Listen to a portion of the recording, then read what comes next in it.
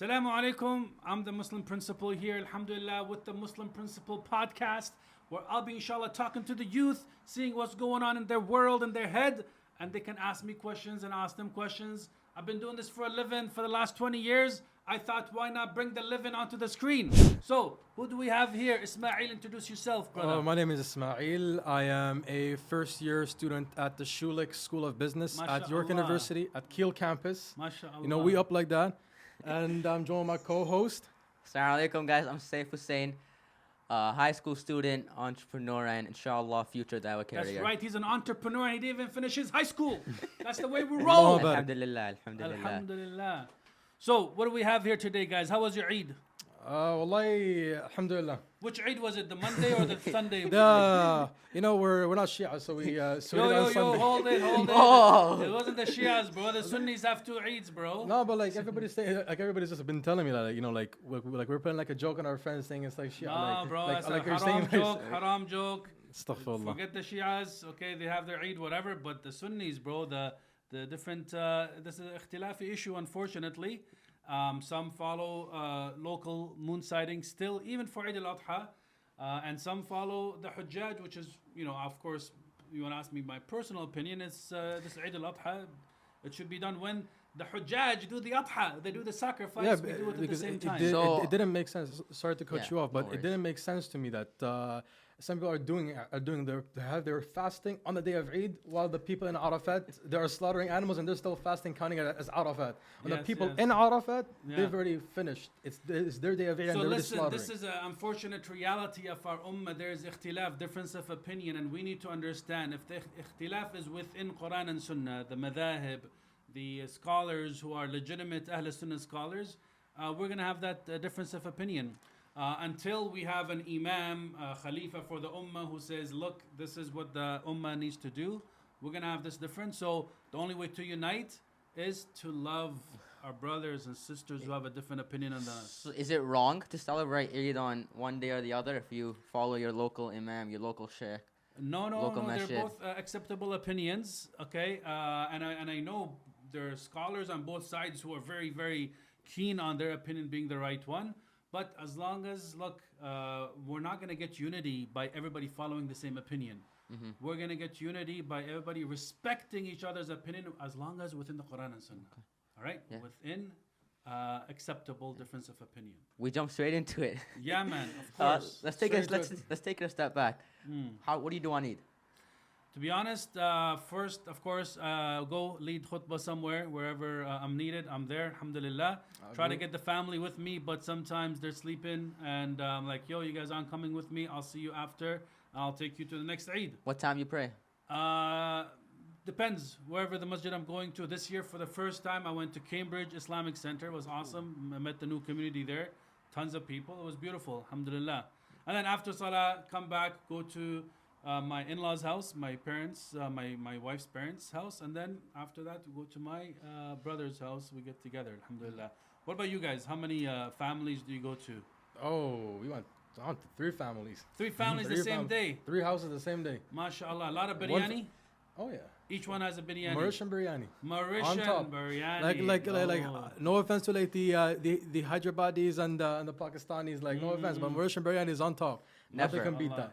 Nothing I can gotta beat try That's some an of that. opinion we I gotta- disagree I with. gotta Where try you some of from? that biryani, bro. Pakistan. Pakistan. Yeah, well, like no Mashallah. offense, but like we're still on top.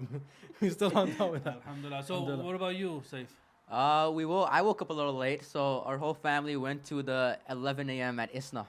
Okay. But they actually, it was That's like the last one, right?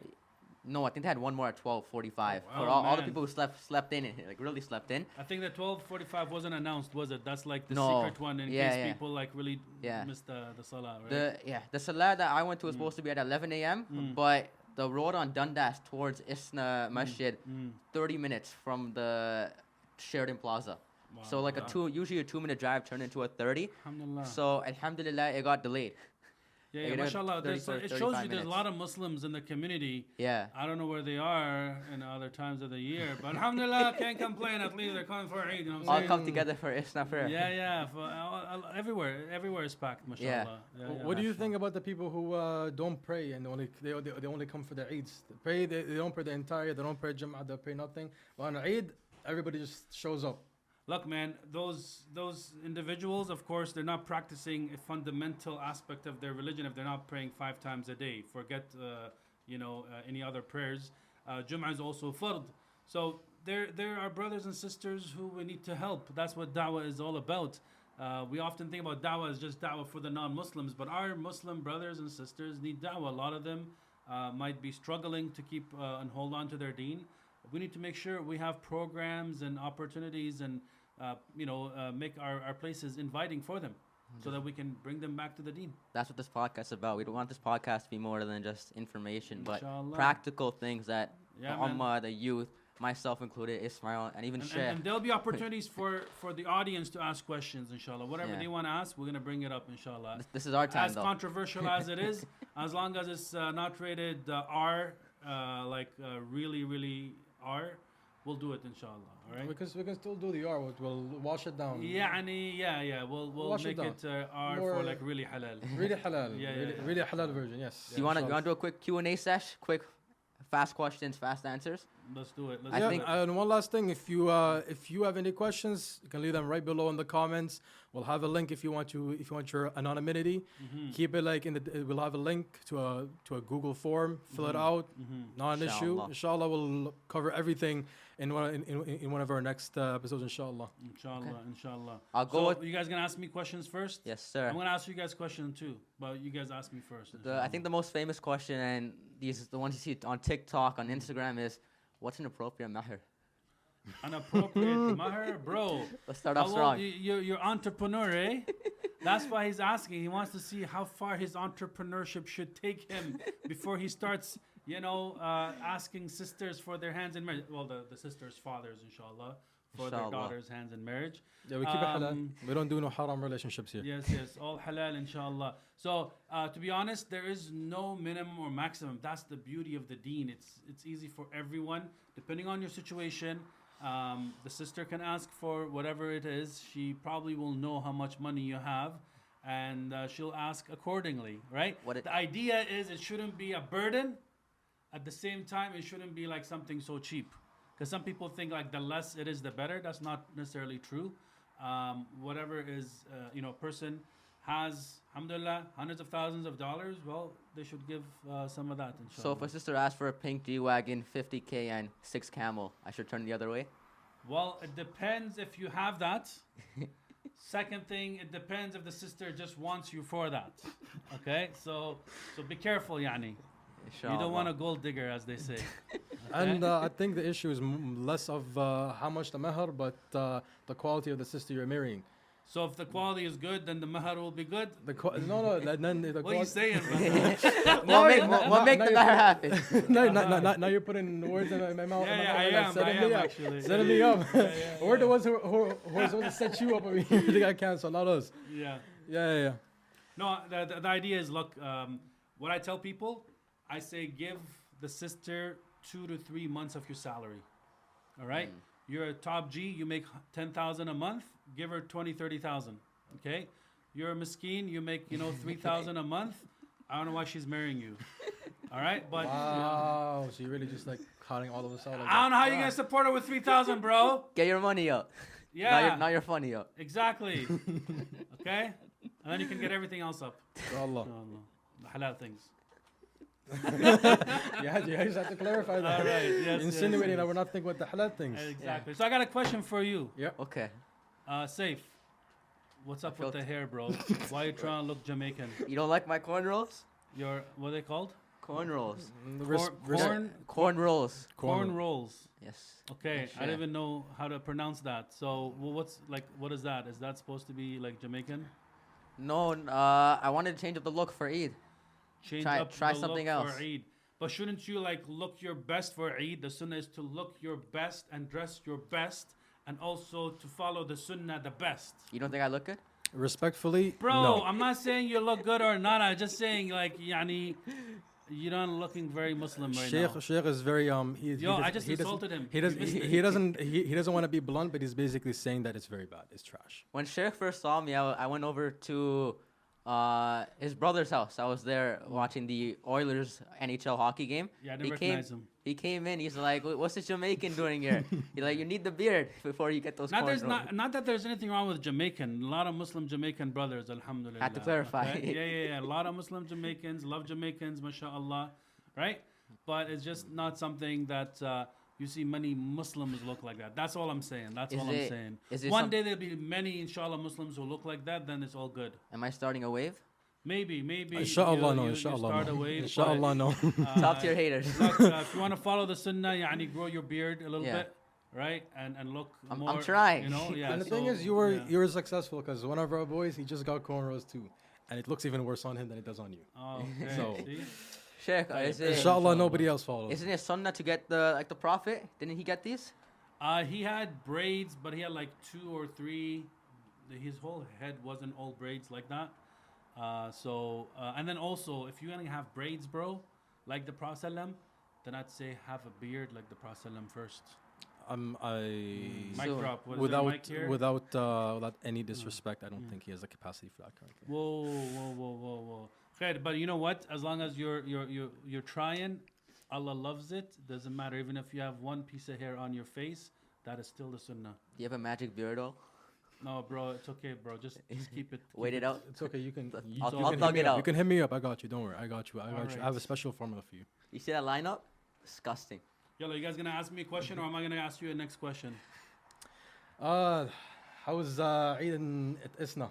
How's the community at Isna? Alhamdulillah, very active, very inviting. There was even an iftar on Arafah day before the actual Eid, and there was multiple Eids. It was a ton of fun, alhamdulillah. If it's anything like Ramadan, I would really not want to be there. Yeah. It's I mean, there's a lot of super people packed. there, and it's all mixed. Keep your head down. It's like you're going to the gym. You know, you That's gotta an lower your issue, gaze, you know.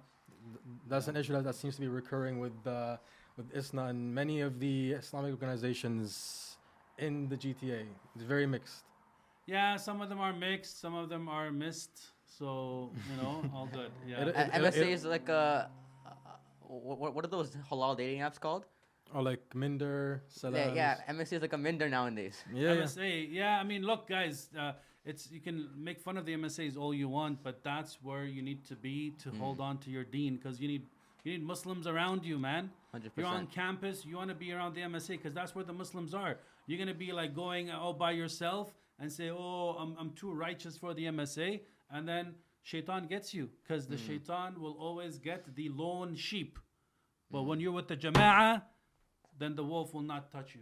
And that is brings a point where it's important to keep good company. Your Exactly, friends. exactly. Very, very important. Yes, so if you don't know Muslims around campus, go to the MSA, find some good Muslims. Yeah. You'll always find some good brothers. You'll find Always. some So people And who need da'wah, and you can give them da'wah. Some of your like your best friends will be your long-lasting friends. Exactly. One of our Exactly. camera crews, like the member, one of the members of our camera you crew, guys can't see him Usama. though. That's right. Friends since I was 3. Mashallah. One of the best friends I've had. So Alhamdulillah. the MSA is like a 2-in-1. You get married and you have good company. You know, if any Yeah, sisters looking for inshallah, marriage, it's, you Muslim can Singles Association, leave your they details call in the it. comments. Usam is looking for a prospect. Yeah. But look, as long as in a halal way, but don't make that your Inshallah. intention. Make your Inshallah. intention to find good, righteous company Yeah. and to safeguard your deen. And when you're in the MSA, you can make a difference, inshallah. Inshallah. If you're a God conscious, righteous person, you'll make an impact on the MSA. So moving on from that, Sheikh, I hear you're some big shot principal at the Isna High School. Astaghfirullah. Allah's only big. We're all small. You're all small. So you're saying I'm not big? You're not big. No, not at all. Not yet. Right. Inshallah, we go to Jannah maybe. Inshallah. How's the community at Isna? I know a bunch of high schoolers. My siblings, they went to Olive Grove for middle school, Right. and like from elementary school, then they switched to high school into public school. Right. Do you think the education of a private school is needed, or is it better to have those foundations than just go straight into public school and have like Islamic classes? Very good, on the very side? good question. I get asked these questions all the time. When is a good time to get into Islamic school? When is a good time to get out of Islamic school? I say as soon as you can get in, you stay in, and as long as you can stay in, you stay in, right? Alhamdulillah, Islamic schools have shown and proved to be excellent in academics, excellent in education. excellent in having a good environment. It's not a complete bubble, because sometimes people, oh, it's a bubble, you don't know what's going on. No, we're living in the society. We got the social media, we got the phones and the apps that you guys are on, so you know what's going on in society. You're not oblivious. And going to university and integrating into society afterwards is not an issue. I don't know why people think I gotta go into the society, I gotta go into high school, into see and know how the diversity and all different type of people and different cultures and stuff. Man, relax, dude. We have enough cultures within our Muslim community. We have people who are practicing, non-practicing in our community, and it's about staying in an environment that is safe, conducive, supportive, and that you can learn your deen better, learn, inshallah, have stronger identity, and then go into university with that strength, and inshallah you be a means of da'wah, a means of trying to change people, not just a person who is susceptible to be changed by the people. Some of these schools are taxing though. 10K per student. Yeah, it is. It's unfortunately Islamic schools are not supported by the government. We get zero help, right? So how are you gonna run the school? How are you gonna pay the teachers? You want the teachers to be just volunteers? You want them to make like 2,000, 3,000 a month? No, we gotta pay them. Can't get married on that salary. Exactly, and alhamdulillah, we have married people in our schools, so they gotta take care of their families, and just education costs a lot. Do you know how much public schools get paid per student? I believe my teacher went over it. It was like 16K a year per student. That's right. It's right. It was 14K a while back, and it's increased. So 16, 17K every year per student. Every student per year gets from the government. So we're actually running the school almost on half the budget of public school, and we're able to achieve what we're achieving by Allah's grace. Yeah. So we need, sorry to cut you off, but for the families who cannot afford it, the community needs to get together to find ways to help everyone, inshallah, who wants to be in Islamic school to get into Islamic school. Inshallah. We don't even have enough Islamic schools right now, to be honest, of course. 100%. Waiting lists everywhere. There are some people that say that the difference between Islamic schools and public schools isn't massive, in the fact that if the child themselves are raised on a good foundation by their parents, whether they want to deviate or not, they will do it in public or Islamic schools. Like I've heard stories. I've heard worse stories about kids in Islamic schools than about kids in public school. Sheikh, just before you answer, I take offense to that, because there's always worse cases everywhere. The issue is the probability and the percentages, right? You have one case, 2-3 cases in Islamic school per year that are terrible, and you have like 300 in a public school, right? So yes, there are issues, right? But the probability and the percentages and the amount is way less, right? And why is it that those issues are there? Because these kids are coming from the same schools, they're coming from public schools, they're coming from society, right? Then at the end of the day, look, Islamic schools have a better environment, more safeguarding, more regulations that help the students to keep it halal. We got cameras everywhere. We try to first educate people and the students, and then we try to enforce Islamic values. Of course, if it's just enforcement, it's not going to work when the kids leave the school. It's got to be education. It's got to be contemplation. It's got to be really, student needs to be completely satisfied intellectually, and then they can carry it with them. And it's not just about protecting the kids. It's also about giving them enough so that they become leaders, right? You're giving them enough Islamic education. You're giving them enough Quran. You're giving them enough tazkiyah. You're giving them enough values that they can now carry it on to university, as opposed to giving secular values, being told what is right and wrong from a liberal perspective, et cetera, which is what public school will do. Changes your ideology. And how do you think, from your experience as over a decade as a principal of one of the biggest Islamic schools, how would you say that ISNA specifically, and if you want to speak in general, how do Islamic schools provide students with leadership skills? Because the values, you said that in Islamic schools they instill Islamic values, and in a public school they instill secular values. So what is the difference between how does public school versus Islamic school, how does it compare in terms of how they teach students to be leaders? Look, it's about leadership is about providing them opportunities to lead. So giving them enough clubs to be part of, allowing them to be executive Halal members on clubs. the clubs, halal clubs, of course. Letting them run activities. The student council is run by the students. Teachers who are supportive of the student initiatives on campus to run various activities. Alhamdulillah, we have a da'wah club at ISNA where we teach students how to present Islam to non-Muslims. We have a lot of Catholic schools and public schools that come to our school to, part of their world religions class to visit a place of worship. And it's our students who do these workshops and sessions. And alhamdulillah, through these different workshop sessions, Islamic studies classes that we have, Learning Islam for Excellence sessions, which we have twice a week, mentoring Islamic studies teacher, shuyukh and imams that are there. Students can come to us, ask us questions, and we support them. So, alhamdulillah, there's quite a bit that helps the students. And is it ideal, perfect? Are we done? No, we still have a lot of work to do, but alhamdulillah, definitely it's a big difference to a place where it tells you, be who you want to be.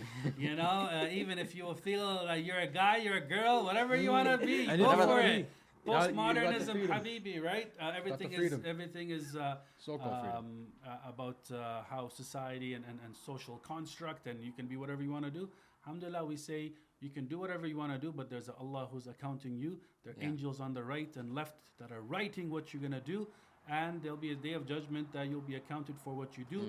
And what guidance that you're given is to help you have the best ideal life. Islam is not just about restrictions, it's about guidance. Thank you. And alhamdulillah, that's what we're trying to Thank you, Sheikh, for the yapping session. Yapping session. That's what they call it nowadays when you talk too much, right? I think the real question, ISNA High School or Olive Grove High School?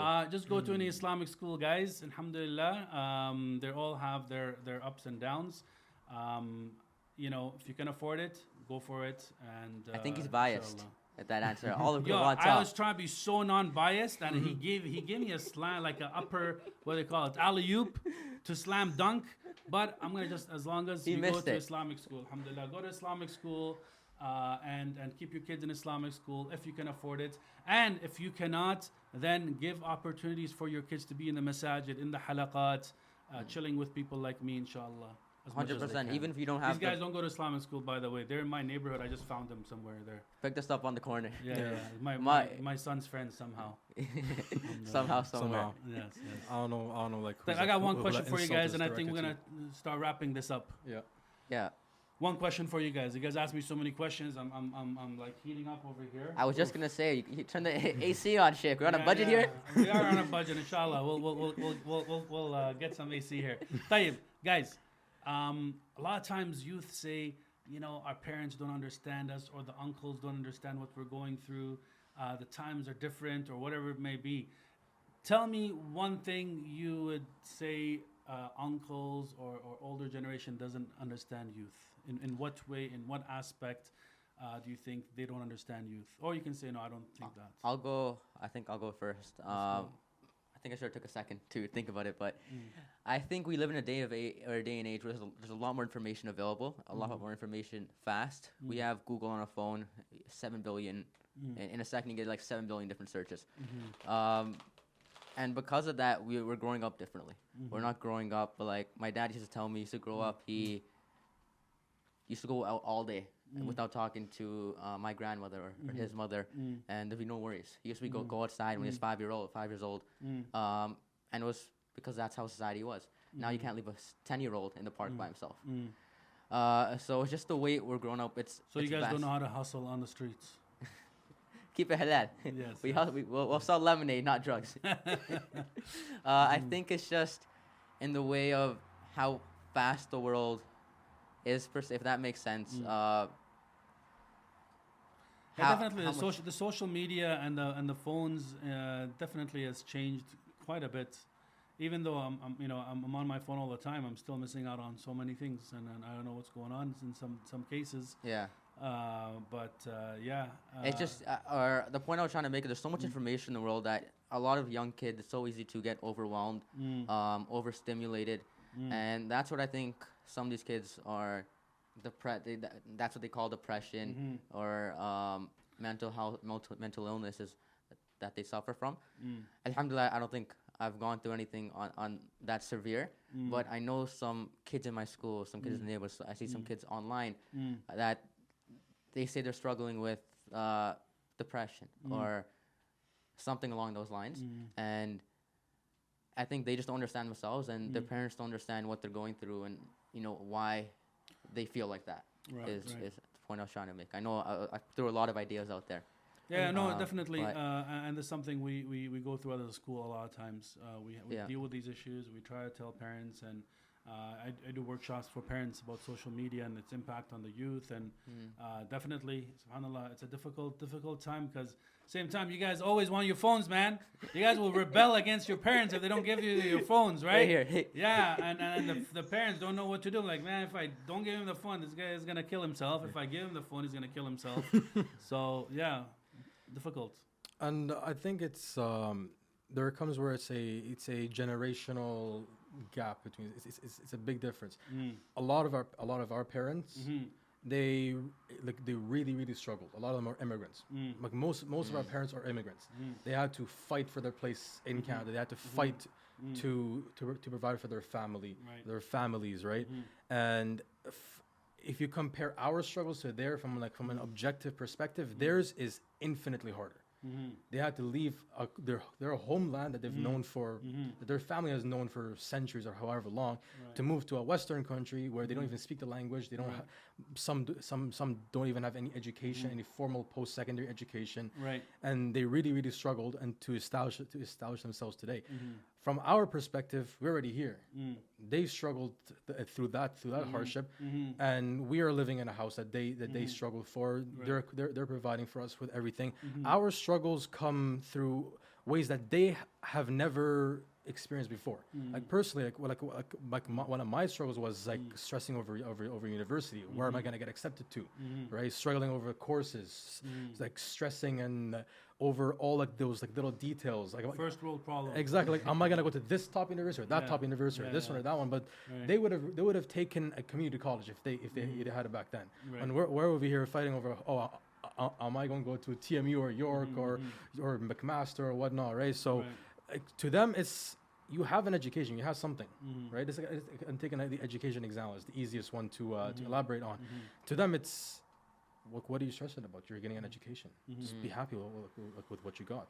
So they just don't understand that perspective from that angle. We all have different problems. It's just our parents faced a different set of problems.